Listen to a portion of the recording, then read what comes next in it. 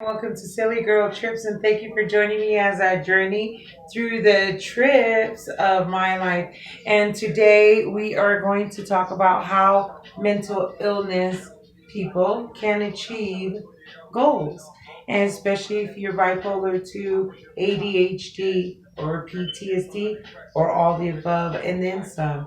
So I suffer from a lot of those. And so it makes my life very hard. So people are always asking me how I do it, how I stay motivated, how I achieve my goals. And so I'm going to share that with you. First thing I'm going to do when I'm thinking of setting a goal is I will actually write that goal down. I will write it in present tense, like it's already happened, like I'm so grateful for it, right? And then I'm going to put a date on that. So I'm going to put a date, let's say hypothetically speaking, actually not really, because I do have a goal, and I'm setting it out for another 90 days, right? And so once I set these goals and write it down, I also want to set a pace for these goals, for my goal. So for the 90-day, I'm going to set a pace that every 30 days I'm going to review where my progress, and I'm going to use every 30 days part of my mile marker, and then make like kind of like major mile markers that'll lead up to my final 90th day result, right? And then so I'm chunking it up so it doesn't overwhelm me is really what I'm doing there. I also will go ahead of time, expect and accept the fact that I'm gonna have some setbacks, so ahead of time, because I know I have mental illnesses, I have lows and ups, my mood swings. I may have a bad day, or it could turn into a week, a month, you never know. But the goal is not to have it carry me a month. So I'm going to of course, expect and accept that I'm going to have these setbacks ahead of time. And I'm going to work that in kind of like in my mile markers as I go along. Actually, I'm going to then,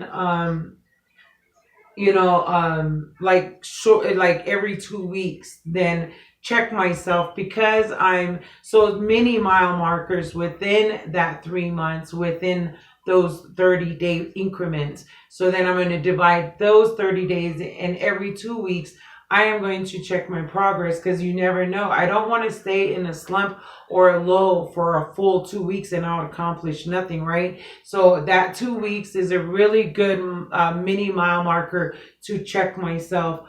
Also, even though that it is okay not to be okay, and it's okay that you're going to have those moments, but also I'm going to hold myself accountable for those moments, because I want to understand why I even had those moments at that time.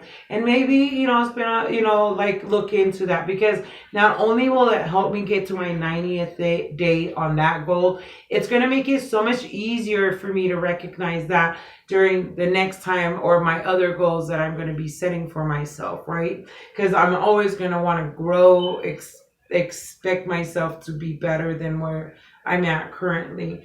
Now, no, also, I want to take the time to celebrate those moments, those little mini mile markers, those 30-day mile markers, you know what I mean, that lead up, to that. I want to celebrate it by doing little things, maybe take myself out and buy me a new little outfit, or not, you know what I mean, or spend time with my kids, you know what I mean, but mostly, actually, that would be my time. So I would do something that would just spoil me, you know what I mean? So celebrate that. Go get your nails done, get your face did, get your hair, those kind of things. Celebrate those moments.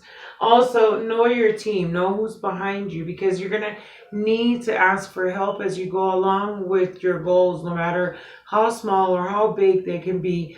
Sometimes when you're dealing with your emotions and all that, and your moods, it could just be overwhelming. And instead of giving up on everything right away, reach out to your team. And your team could be anybody. If it's in your business, your coworkers, your employers, or your employees.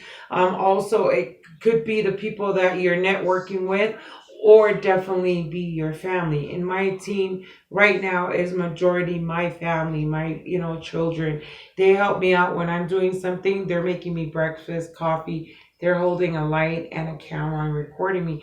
My team, you know what I mean? So they work with me, and I need them because I need to depend on them to help me lighten my burden. And that definitely, the support system helps you and get to the end of your goal. Even if they just do the most simplest thing, and that is to cheer you along, you know? So anything like that can help. Now, also take breaks along the way so you don't get overwhelmed. You know, take a nature walk. You know, I exercise throughout, so I try to do that more and more because it helps me. And part of that, besides or taking breaks, I read or I don't do nothing. You know, I just clean or remodel my home or do something. You know, I get into a crafts or something that's soothing or nice for me. That's my break time. Whatever you consider your, you know, relaxing for you. Now, also, which leads me into the most important thing. And you know, always I'm ending with it. But before setting a goal, during your goal, throughout your goal, after your goal, always remember to take care of yourself. Self care is the number one thing because you have to learn to just continuously love yourself and feed yourself positive affirmations and stay positive, stay motivated. These are the things that you want to do to help you achieve those goals. And every day, give yourself love, even if it's just sharing a quote. Me, I love reading positive things. I'd rather be a quote, always from the good book. The Bible is my go-to. But I read other stuff, other people's strong, you know, just anything, or, you know, just watching good videos, getting a good laugh. Just getting yourself in that positive mindset really helps get into that positive energy. So these are the things that I do to help me achieve goals along the way. And I hope this helps you. I thank you again for tuning in. Follow me on all my social medias. Deuces, much love. Be safe out there. Wash your hands and wear a mask. I'm out. Deuces. Bye.